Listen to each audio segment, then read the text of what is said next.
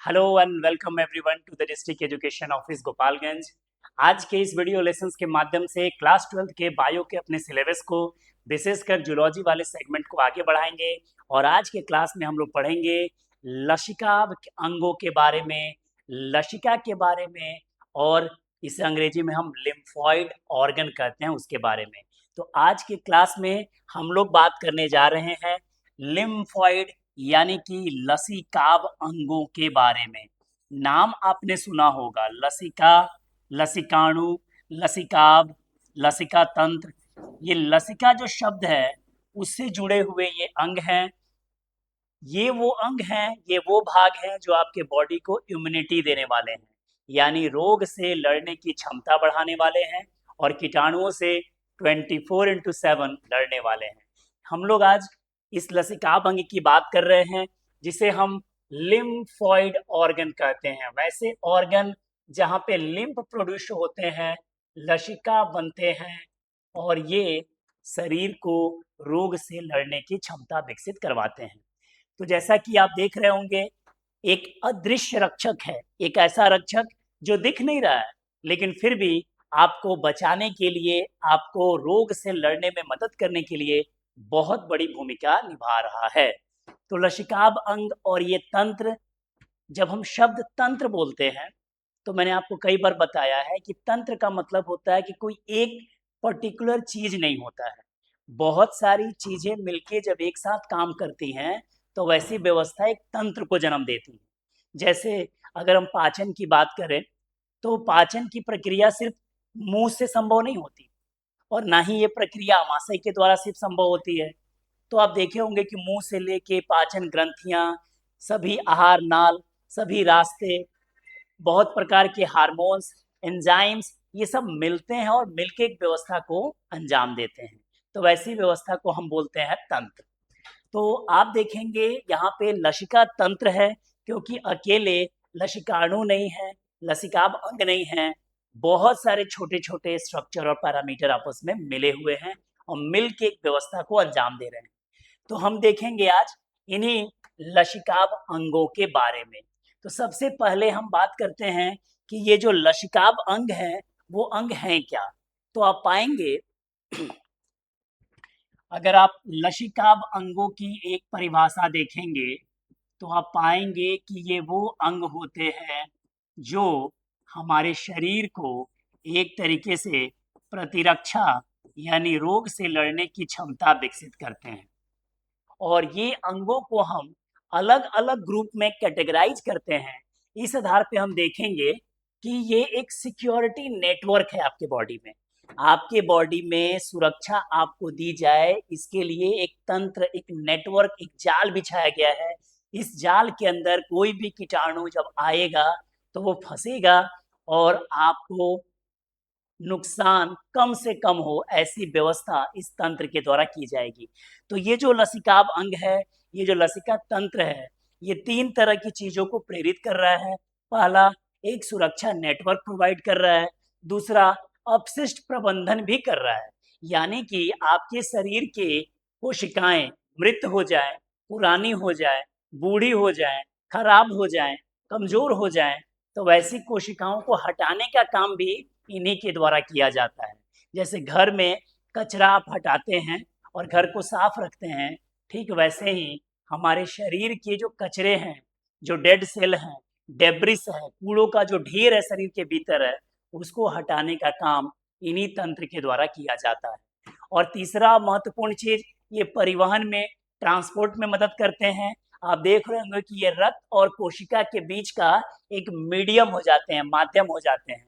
और आंत में, आपके स्मॉल इंटेस्टाइन में, ये वसा के अवशोषण में भी मदद करते हैं। यानी आज के क्लास में क्लास 12th के बच्चे लसिकाव अंगों के बारे में पढ़ रहे हैं, वो अंग जो हमारे शरीर को रोग से लड़ने की क्षमता देता है और ये एक नेटवर्क के जरिए, कचरा प्रबंधन के जरिए और ट्रांसपोर्ट के जरिए आपको 24/7 फैसिलिटी प्रोवाइड करता है। ये जो पदार्थ बनाते हैं उसे हम लसिका कहते हैं और लसिका एक द्रव्य होता है, एक क्लियर फ्लूइड होता है और ये द्रव्य संक्रमण से लड़ने वाली व्हाइट ब्लड सेल और अपशिष्ट पदार्थ होते हैं। तो लसिका के बारे में आपसे पूछा जा सकता है कि लिम्फ क्या है, लसिका क्या है। तो समझिए WBC से जुड़े हुए सेल हैं और इनको काम दी गई है रोग से लड़ने में, रोग से बचाने में। इन्हीं तंत्रों के बारे में बात करते हैं और एग्जाम में जो क्वेश्चंस आते हैं, अक्सर आते हैं, वो ये आते हैं कि ये जो लसिकाब अंग हैं, इनको हम कितनी श्रेणी में बांट सकते हैं, प्राथमिक श्रेणी क्या है, द्वितीयक श्रेणी क्या है, इनके बारे में ज़्यादातर क्वेश्चंस एग्जाम में यही आते हैं। तो सीधा सीधी हम लोग आते हैं, रक्षा प्रणाली का, अपने बॉडी के डिफेंस सिस्टम का रोग से लड़ने वाली जो क्षमता है, उस व्यवस्था का हम वर्गीकरण करते हैं और हम पाएंगे कि लसिकाब अंग जो है 2 भागों में बटे हुए हैं। ये जो लसिकाब अंग हैं, ये 2 भागों में बटे हुए हैं। एक भाग को आपने नाम दिया है प्राथमिक लसिकाब अंग और दूसरे को आपने कहा है द्वितीयक लसिकाब अंग। यानी 2 तरीके का है और इन्हीं 2 से जनरली क्वेश्चंस एग्जाम में आते हैं कि प्राथमिक लसिकाब अंग कौन है और क्या है, और द्वितीय लसिकाब अंग क्या है। तो आइए देखते हैं। प्राथमिक लसिकाब अंग वो अंग होते हैं, एक तरीके से ये मिलिट्री एकेडमी है बाबू। ये जो रोग से लड़ने में और कीटाणुओं से बचने में जो हमारी मदद करते हैं, वैसी कोशिकाओं का एक तरीके से कहिए जन्म या निर्माण और उनकी ट्रेनिंग यहीं पे होती है। यानी प्राथमिक लसिकाब अंग वो अंग होते हैं जो जो एक तरीके से हमारे बॉडी के, मैंने बताया कि रोग से लड़ने की क्षमता प्रोवाइड करते हैं, और ये मुख्य तौर पे जिस जगह पे जन्म लेते हैं, जहाँ पे इनकी ट्रेनिंग होती है, जहाँ पे ये एजुकेशन लेते हैं, मैच्योर होते हैं, उसी को हम लोग बोलते हैं प्राथमिक लसिकाब अंग, प्राइमरी लिम्फोइड ऑर्गन। और एक बार ट्रेनिंग कंप्लीट होने के बाद जब इनको युद्ध के मैदान में या एक्चुअल प्रैक्टिकल ट्रेनिंग के लिए भेजा जाता है, उन अंगों को हम बोलते हैं द्वितीयक लसिकाब अंग। मतलब हमारे शरीर के 2 सिस्टम हमने बनाया। प्राथमिक लसिकाब अंग को मैंने कहा कि ये वो अंग होंगे जहाँ पे ये लसिकाणुओं का जन्म होगा, उनकी ट्रेनिंग होगी, उनको योद्धा बनाया जाएगा, और एक बार जब ये योद्धा बन जाएंगे तो फिर ये द्वितीय लसिकाब अंग के रूप में जाने जाएंगे। मैंने आपको शुरू से एकदम बिगिनिंग से बताया कि लसिकाब अंग वो अंग हैं जो आपको रोग से लड़ने में मदद करेंगे और आपको बीमारी से बचाएंगे। 2 कैटेगरी में मैंने बांटा, प्राथमिक लसिकाब अंग और द्वितीयक लसिकाब अंग। प्राथमिक लसिकाब अंग वो अंग होंगे जहाँ पे किसका जन्म होगा भाई, इन्हीं लसिकाणुओं का जन्म होगा। लसिकाणुओं का जन्म होगा, उनकी ट्रेनिंग होगी, उनको एजुकेशन दिया जाएगा, वो धीरे धीरे बड़े होंगे, और जब वो मैच्योर हो जाएंगे तो जिस जगह पे वो चले जाएंगे वो अंग जो है द्वितीयक लसिकाब अंगों के श्रेणी में आता है। अगर हम प्रमुख अंगों की बात करें तो ये जो लाइन है बेहद इंपॉर्टेंट है। ये कई बार एग्जाम में आ चुका है कि प्राथमिक लसिकाब अंगों के उदाहरण बताइए। ये 2 एग्जाम्पल जो है बिल्कुल याद रखेंगे, अस्थि मज्जा और थाइमस। बोन मैरो, अस्थि मज्जा और थाइमस, ये 2 मानव शरीर के प्राथमिक लसिकाब अंग हैं। ये वही अंग हैं, ये वही जगह है जहाँ पे लसिकाणु जन्म लेते हैं और धीरे धीरे ट्रेनिंग लेके अपने को परिपक्व बनाते हैं। अगर हम द्वितीयक लसिकाब अंगों की बात करें तो स्प्लीन आप देखेंगे हमारे लेफ्ट साइड में अपर एब्डोमेन पे प्लीहा स्प्लीन पाया जाता है, जिसे हम आरबीसी का कब्रिस्तान कहते हैं। वो भी एक प्रकार का द्वितीयक लसिकाब अंग है। लिम्फ नोड हमारे बॉडी में चारों तरफ फैले हुए हैं और उनको यही काम दिया गया है कि कीटाणु जहां मिलेगा उन्हें छानना, ट्रैप करना, पकड़ना और उनको एक्शन लेना। उसी तरीके से टॉन्सिल, जैसे ही आप मुंह खोलते हैं तो एक इस तरह की संरचना नजर आती होगी जिसको हम लोग बोलते हैं टॉन्सिल, और ये टॉन्सिल जो है आपके स्वास्थ्य का सूचक होता है। जनरली आप डॉक्टर के पास जाएंगे दिखाने, बुखार या किसी संक्रमण से आप ग्रसित होते हैं तो डॉक्टर आपको सबसे पहला चीज यही बोलते हैं, मुंह खोलने के लिए कहते हैं और कहने के लिए बोलते हैं। तो एक बार आपका जब मुंह खोल के देखा जाता है तो उसमें आपके टॉन्सिल के इन्फ्लामेशन या उसके संक्रमण से भी इन्फेक्शन का अंदाजा लगाया जा सकता है। उसी तरीके से ये माल्ट है, इसके बारे में हम लोग आगे आएंगे। म्यूकोसल एसोसिएटेड लिम्फोइड टिश्यू, यानी एक एक प्रकार का ऐसा ऊतक है जो हमारे बॉडी को द्रव्यों के जरिए, म्यूकस के जरिए, चिपचिपा पदार्थों के जरिए रोग से लड़ने की क्षमता देते हैं। तो जो मुख्य बात हमने समझा वो ये समझा कि लसिकाभ अंग वो अंग होते हैं जो लसिकाणु उत्पन्न करते हैं, और इनको हमने दो कैटेगरी में बांट दिया है। पहला को नाम दिया है प्राथमिक, दूसरे को नाम दिया है द्वितीयक लसिकाभ अंग। प्राथमिक को मैंने कहा कि वो अंग जहाँ पे लसिकाणुओं का जन्म होगा, जहाँ पे इनकी ट्रेनिंग होगी, शिक्षा दीक्षा होगी, परिपक्व होंगे, वो प्राथमिक लसिकाभ अंग होंगे। और उसके एग्जाम्पल है बोन मैरो और थाइमस। ये बेहद इंपॉर्टेंट लाइन होगा, एग्जाम के लिए पूछा जाता है प्राथमिक लसिकाभ अंग इनमें से कौन है, तो याद रखेंगे बोन मैरो और थाइमस। और दूसरा अगर हम देखें तो ये द्वितीयक लसिकाभ अंग है। ये वो अंग है जो सीधा युद्ध क्षेत्र में जाते हैं और बॉडी में कीटाणुओं का इनकाउंटर करते हैं। इसके उदाहरण में आपने देखा है स्प्लीन है, लिम्फ नोड है, टॉन्सिल है और माल्ट है। ये सभी के सभी द्वितीयक लसिकाभ अंगों की श्रेणी में आते हैं। अब बात करते हैं इनका प्रक्रिया, ये करते क्या है। तो देखिए क्या है, लसिकांगों का निर्माण करते हैं। मैंने कहा ना कि ये लसिकांग जो हैं, ये जो लिम्फ हैं, यही आपके बॉडी का हिम्मत वाला है, यही आपके बॉडी का सोल्जर है, यही आपके बॉडी में वो है जो कीटाणुओं से लड़ते रहेगा। तो उनको बनाने का काम, निर्माण करने का काम इन्हीं अंगों के द्वारा किया जा रहा है। बी और टी कोशिका को परिपक्व करने में इनकी भूमिका होती है। आपने प्रतिरक्षा तंत्र में बी और टी कोशिका के बारे में पढ़ा था। यहाँ पे मैं आपको एक बार रिवाइज कराते हुए ये स्टेटमेंट दे दूं कि जब भी शरीर को प्रतिरक्षा कोशिका के माध्यम से मिलती है तो टी कोशिका जिम्मेवार होती है, और जब कोशिका की माध्यम प्रतिरक्षा जो है वो एंटीबॉडी के माध्यम से मिलती है तो फिर बी कोशिका जिम्मेवार होती है।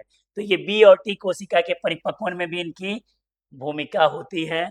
सेल्फ टॉलरेंस, यानी एक तरीके से जो पैथोजेंस आपके बॉडी में आ रहे हैं, उनसे जो संक्रमण बॉडी में बिल्ड हो रहा है, उनको हटाने में भी इनकी भूमिका जो है बेहद महत्वपूर्ण होती है। अगर हम द्वितीय लसिकाभ अंगों की बात करें तो वही बात है, इम्यूनो रिस्पॉन्स करते हैं, एंटीबॉडी बनाते हैं और कीटाणु को एकदम बिल्कुल साफ कर देते हैं, खत्म कर देते हैं। ये जो परिणाम है तो ये है कि नाइव कोशिकाएं तैयार होती हैं। ये नाइव कोशिकाएं क्या होती है भाई, कहते हैं कि जब कोई कोशिका एकदम भोला भाला हो, सीधा हो, अनपढ़ हो, कुछ नहीं जानता हो, तो वो अवस्था कहते हैं, उस अवस्था को तैयार करता है। मतलब लसिकांग जब बिल्कुल भोले भाले होते हैं, एकदम सीधे साधे बच्चे होते हैं, जब इनको कुछ नहीं आता तो ये कोशिका की श्रेणी में आते हैं। और एक बार जब ये सीख जाते हैं, इनके अंदर मेमोरी बिल्ड हो जाती है, तो फिर ये ज़्यादा त्वरित गति से कीटाणुओं को मार के भगाते हैं।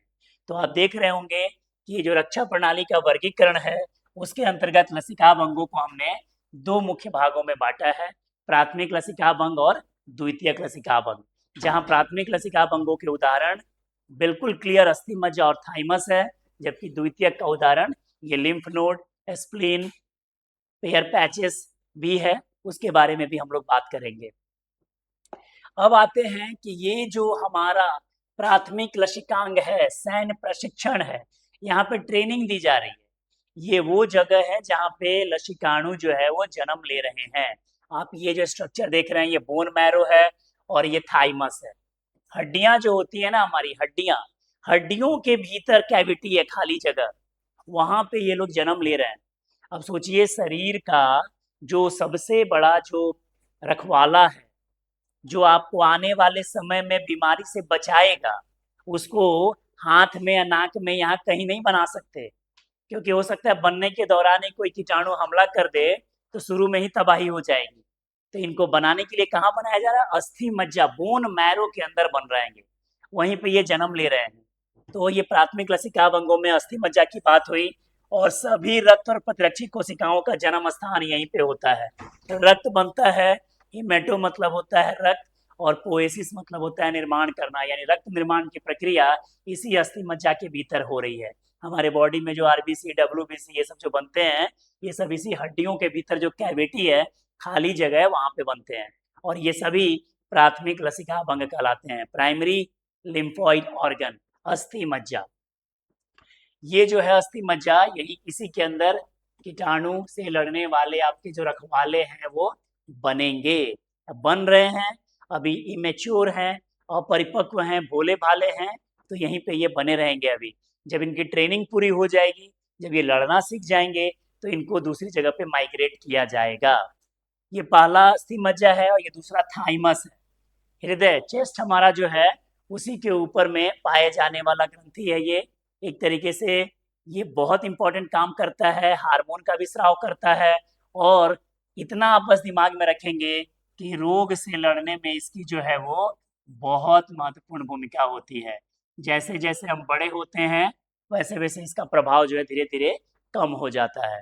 तो इस स्लाइड के माध्यम से जो दो मुख्य बात आप समझ रहे हैं वो है कि जो लसिकाभ अंगों के प्राथमिक प्राइमरी के जो उदाहरण हैं वो यही दोनों हैं, और यही वो जगह है जहाँ पे ये जो लसिकाणु हैं वो जन्म लेते हैं।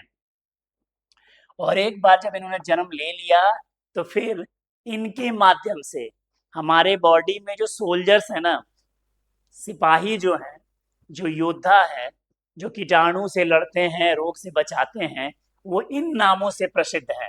ये नाम बिल्कुल आप याद रखेंगे। न्यूट्रोफिल्स, ये WBC का श्वेत रक्त कोशिका का बहुत महत्वपूर्ण घटक होता है, इनफैक्ट सबसे बड़ा। न्यूट्रोफिल्स जो है एक तरीके से फैगोसाइटोसिस के माध्यम से हमला करते हैं।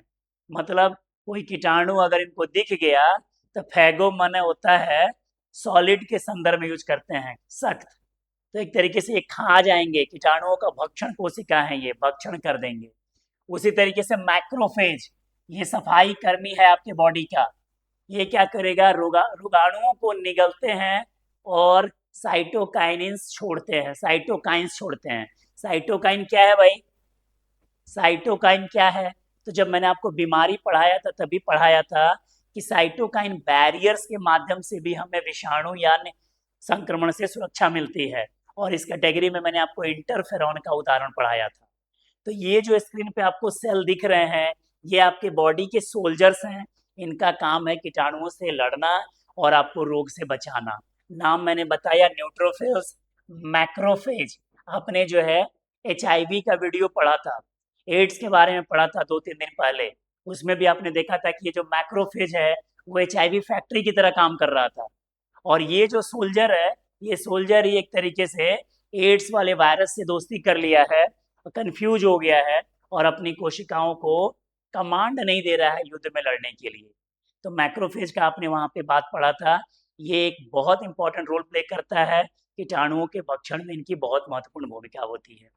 उसी तरीके से आप डेंड्राइटिक सेल्स के बारे में जाएं, ये एक तरीके से खुफिया एजेंट होता है, एंटीजन को पकड़ेगा और टी कोशिकाओं को तुरंत से एक्टिव कर देगा। आपने देखा होगा रोग से जब आप लड़ रहे थे तो 2 प्रकार की कोशिकाएं प्रभावी हो रही थी, बी कोशिका और टी कोशिका। तो जब कोशिका के माध्यम से आपको सुरक्षा मिलेगी तो टी कोशिका भाग लेगी, और एंटीबॉडी के माध्यम से मिलेगी तो बी कोशिका। तो देखिए ये डेंड्राइटिक सेल क्या है, आपके बॉडी का खुफिया एजेंट है बाबू। चुपचाप बैठा हुआ है, यूनिफॉर्म में भी नहीं है, और अगर कोई पैथोजन आया तुरंत सिपाही बन के उसको ट्रैक कर लेगा, पकड़ लेगा।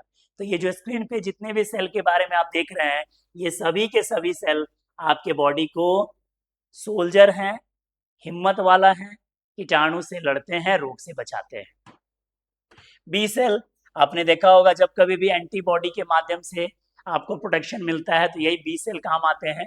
ये ब्लड के जो प्लाज्मा वाला पानी वाला भाग होता है उसी के सरफेस पे पाए जाते हैं। अगर हम टी सेल की बात करें तो आपने देखा होगा कि बहुत तरह की कोशिका माध्यमिक प्रतिरक्षा जो है, कोशिका के माध्यम से रोग से लड़ने की जो क्षमता बनती है वो बनती है आपको टी सेल के द्वारा। तो टी सेल, बी सेल बहुत इंपॉर्टेंट है। ये भी आपके लिए 24/7 कीटाणुओं से लड़ना और रोग से बचाना काम में आता है। ये एक इंपॉर्टेंट सेल है NK सेल, नामी है नेचुरल किलर सेल। अब हमारे बॉडी में कुछ असामान्य कोशिकाएं बन जाए, कुछ कैंसर के कोशिकाओं का प्रवेश हो जाए, या हमारे बॉडी में सिंपली एक तरीके का प्रोसेस होता है, इसको थोड़ा समझ लें, एपोप्टोसिस बोलते हैं। एक तरीके से प्रोग्रामिंग तरीके से, कार्यबद्ध तरीकों से ये क्या करते हैं, डेड सेल, सड़े हुए सेल, पुराने सेल, खराब सेल को डाइजेस्ट करते हैं, हटाते हैं। यानी आपके बॉडी में क्लीनिंग करने में कोई भी असामान्य या कोई ट्यूमर या कैंसरस ग्रोथ हो रहा है उसमें भी ये सेल जो है नेचुरली काम करता है। नाम पड़ गया NK cell, natural killer cell. तो आप देख रहे होंगे neutrophils, macrophage, dendritic cell, B cell, T cell, NK cell, ये सभी आपके बॉडी के सोल्जर्स हैं, कीटाणुओं से लड़ते हैं और रोग से बचाते हैं। हम लोग क्या पढ़ रहे हैं भाई? हम लोग पढ़ रहे हैं लसिका अंगों के बारे में, जो लसिकाणु उत्पन्न करते हैं। हमने देखा कि जो प्राइमरी लिम्फोइड ऑर्गन थे, वहीं पे इनका जन्म हो रहा था। लिम्फोइड ऑर्गन पे लसिकाणु जहाँ जन्म होता है, वहीं पे ये लोग पनप रहे हैं, विकसित हो रहे हैं। एक बार जब ये परिपक्व हो जाएंगे, ट्रेनिंग पूरी कर लेंगे, तो अब ये आ जाएंगे यहाँ पे, जिसको हम बोलते हैं लिम्फ नोड, शरीर के चेक पॉइंट। जैसे आप गोपालगंज जिले में रहते हो, तो यहाँ की सीमाएं जो है उत्तर प्रदेश की सीमाओं से भी मिलती है। तो आप देखे होंगे जब कभी भी आप उत्तर प्रदेश से बिहार की ओर एंट्री करेंगे, तो हर वो जगह जहाँ से आप एंट्री करेंगे वहाँ पे एक चेक पॉइंट बना हुआ है, एक चेक पोस्ट बना हुआ है, जहाँ पे किसी भी तरीके की अवैध एक्टिविटी ना हो, कोई क्राइम करप्शन ना हो, उसको रोकने के लिए चेक पोस्ट बनाया जाता है। ठीक हमारे बॉडी में, पूरा बॉडी जो इतना विशाल बॉडी जगह जगह फैला हुआ है, इन सभी जगहों पे चेक पोस्ट बना हुआ है कि अगर कीटाणु आएगा तो चेक पोस्ट पे उसकी एंट्री करेंगे, वहाँ पे उसका चालान चेक करेंगे, उसका डॉक्यूमेंट चेक करेंगे, और अगर संदिग्ध लगा तो उसको तुरंत अरेस्ट कर लेंगे। ये बॉडी के जो सोल्जर है, ये यही काम आपके बॉडी में करते हैं। तो लिम्फ नोड क्या है? आपके बॉडी का एक चेक पोस्ट है, जहाँ पे कहीं भी कीटाणु आएगा, किसी भी तरीके से कीटाणु का आगमन होगा, तो वो उसको पहचान करेंगे, उनकी पूछताछ करेंगे, और अगर संदिग्ध कीटाणु मिला तो उसको मार के भगाएंगे।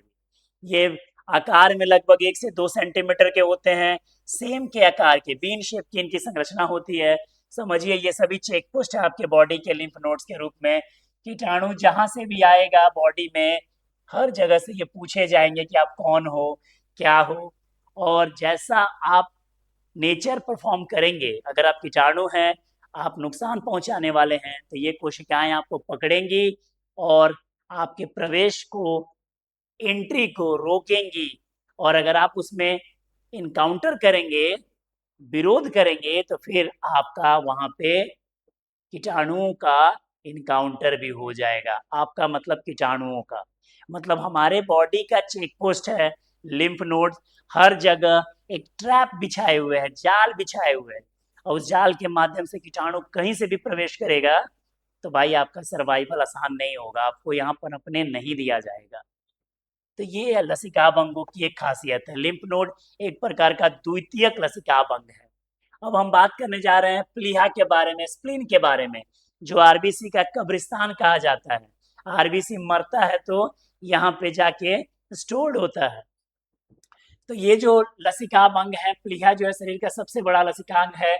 यहाँ बाई पसली के नीचे स्थित होता है। अन्य अंगों के विपरीत ये एक तरीके से ब्लड को फिल्टर करने का काम करता है, और उसमें जो पैथोजेंस मिलेंगे, कीटाणु मिलेंगे, जिनका ब्लड में घूमने का या फिर पाए जाने का रोल बनेगा, तो पकड़ेंगे और ये सीधा सीधी आपको मार के भगाएंगे। तो स्प्लिन भी जो है एक प्रमुख द्वितीयक, याद रखिएगा, सेकेंडरी लिम्फॉइड ऑर्गन के श्रेणी में आता है। एक बार क्या आप रिवाइज करते हुए बता सकते हैं कि प्राइमरी लिम्फॉइड ऑर्गन यानी प्राथमिक लसिकाभ अंगों के श्रेणी में कौन कौन आता है?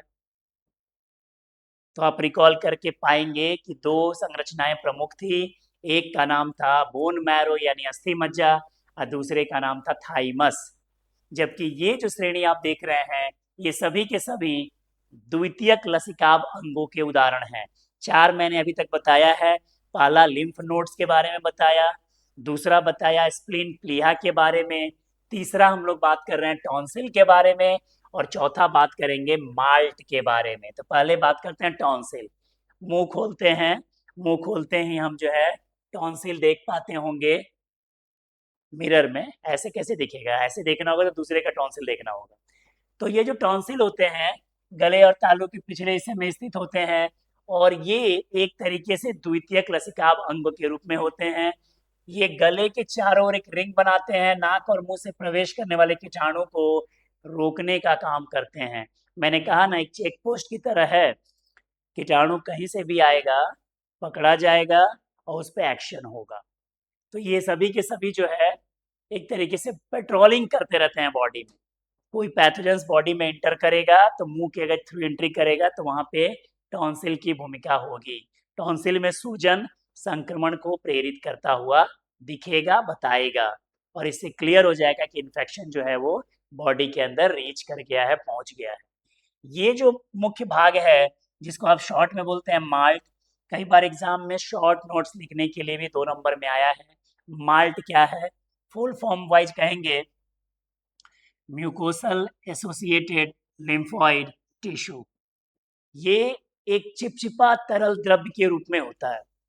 एनसीईआरटी में मेंशन किया गया है कि लगभग 50% से ज़्यादा हमारे बॉडी के ये जो लिम्फोइड ऊतक हैं वो इसी रूप में होते हैं, तरल द्रव्य के रूप में।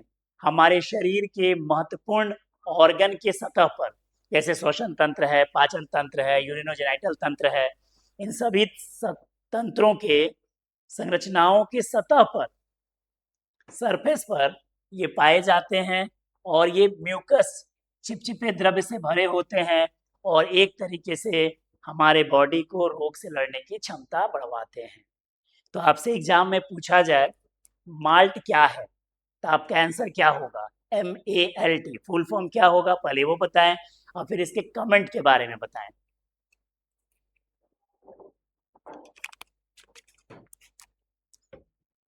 तो जैसा आपने देखा, म्यूकोसल एसोसिएटेड लिम्फोइड टिश्यू एक ऐसा ऊतक जो चिपचिपे द्रव्य के माध्यम से आपके शरीर को प्रतिरक्षा प्रदान कर रहा है। हमारे महत्वपूर्ण अंगों की सतह जैसे पाचन, श्वसन इत्यादि में म्यूकस की लेयर पाई जाती है और ये 50% से ज़्यादा होते हैं और ये आपकी बॉडी को इम्यूनिटी प्रोवाइड करते हैं। पेयर्स पैचेस, ये भी कई बार एग्जाम में आया है क्वेश्चन, पेयर पैचेस क्या है, तो ये भी एक प्रकार का द्वितीयक लसिकाभ अंग है।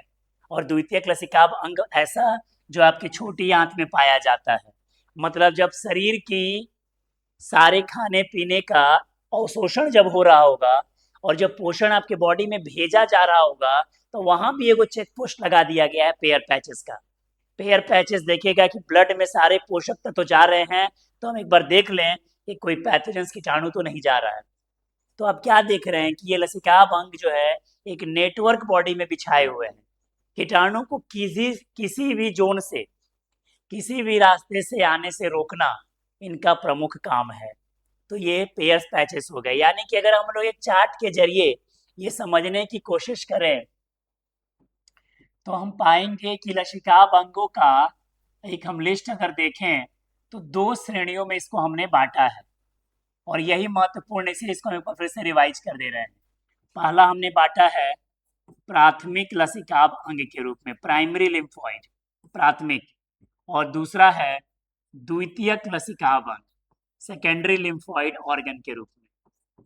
तो अगर इसकी लिस्ट आपको अच्छी तरीके से याद हो जाए तो इनकी कार्य प्रणाली को समझ के आप बहुत आसानी से एग्जाम में स्कोर कर सकते हैं जो भी इस टॉपिक से क्वेश्चन बनेगा।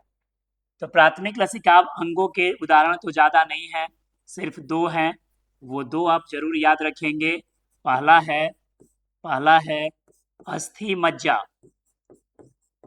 अस्थि मज्जा जिसको हम लोग बोन मैरो कहते हैं, इसको अस्थि मज्जा कहें या बोन मैरो कहें।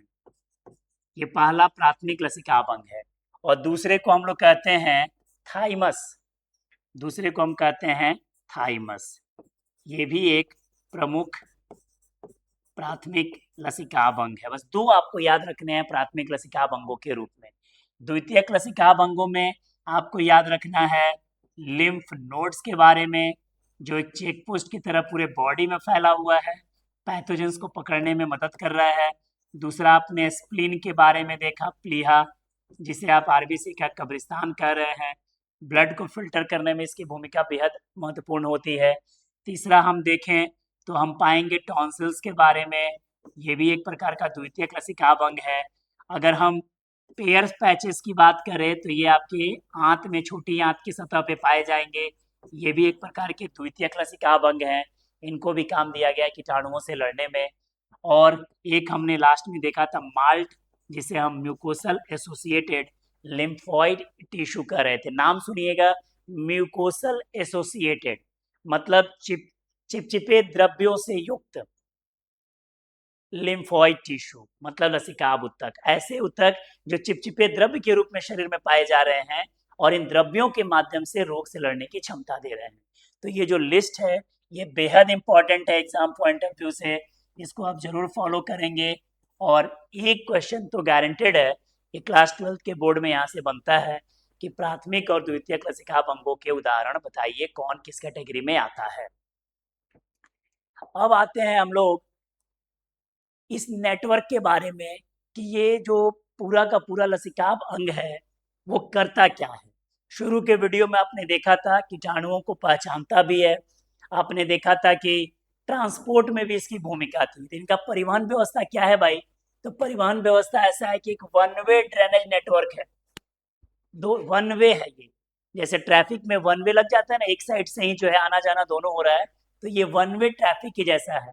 इसमें जो है वो नॉर्मल ब्लड वेसल्स में एक जो सिस्टम बनता है उसमें ब्लड के साथ हार्ट का पंपिंग भी होता है।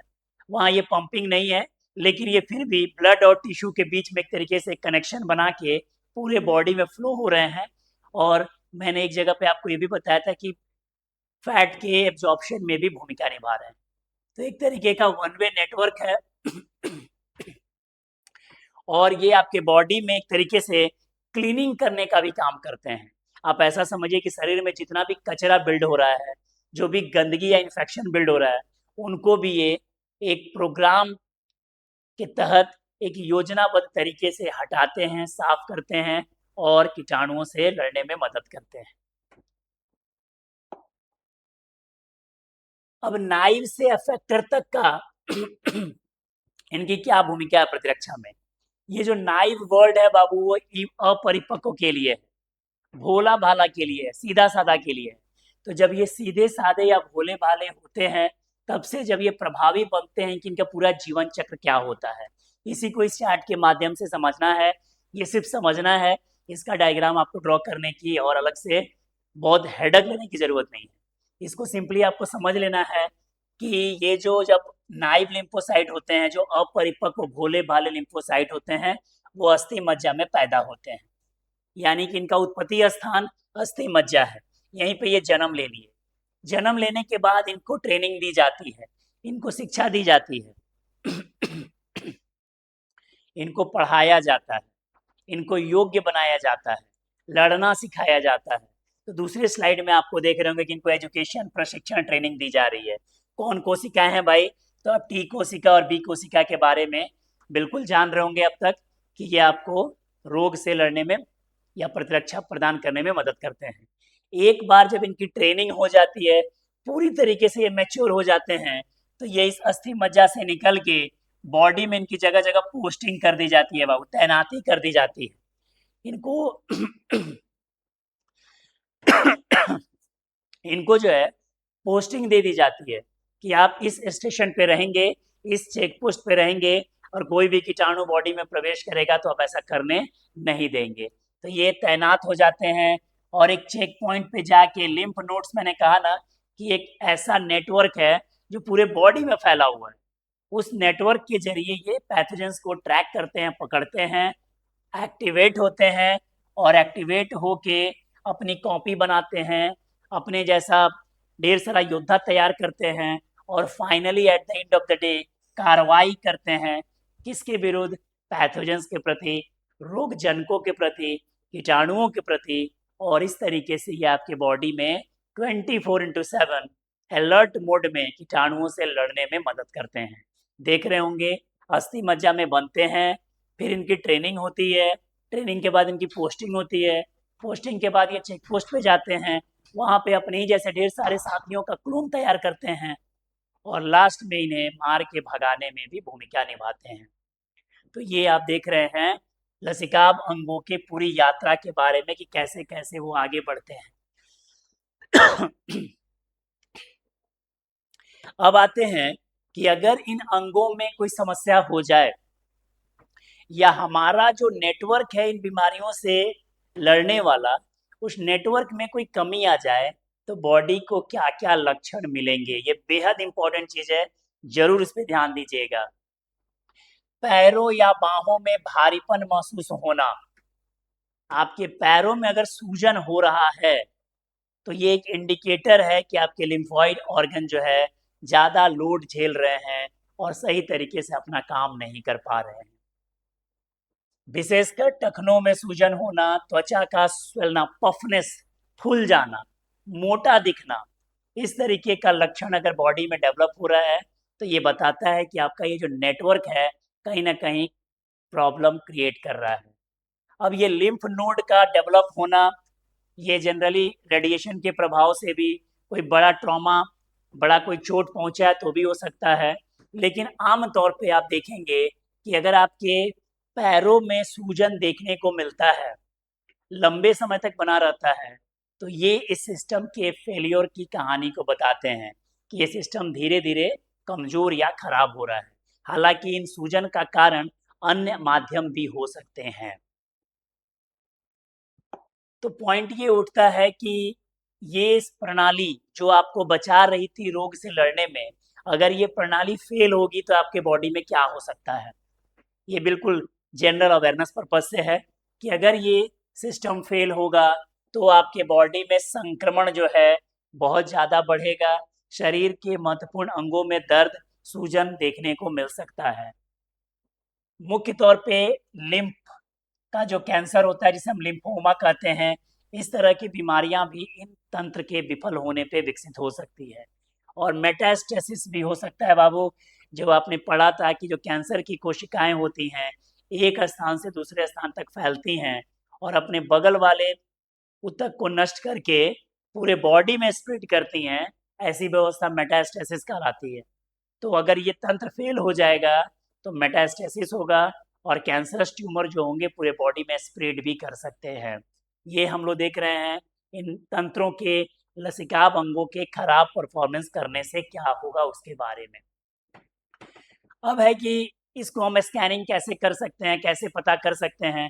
तो बहुत सारे जांच पड़ताल के माध्यम से, डायग्नोस्टिक टूल के माध्यम से, अल्ट्रासाउंड के माध्यम से, बायोप्सी के माध्यम से हम आसानी से जान सकते हैं कि इन तरह के तंत्र में, इस तरह की व्यवस्था में समस्या या खराबी आ रही है।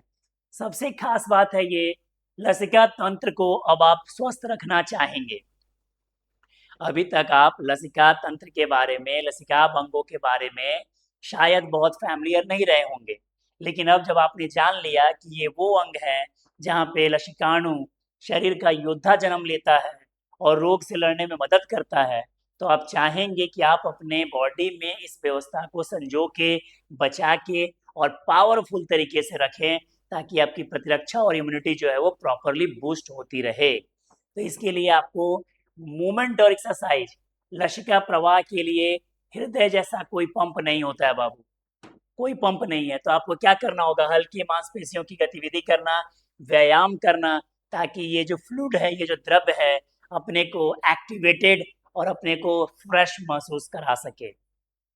उसी तरीके से हाइड्रेशन और डाइट, पर्याप्त मात्रा में पानी और प्रॉपर न्यूट्रिएंट्स लेके भी हम अपने बॉडी के इन महत्वपूर्ण द्रव्यों को, इन लसिकाब ऊतकों या अंगों को संरक्षित रख सकते हैं, ताकतवर रख सकते हैं और ज़्यादा एक्टिव रख सकते हैं।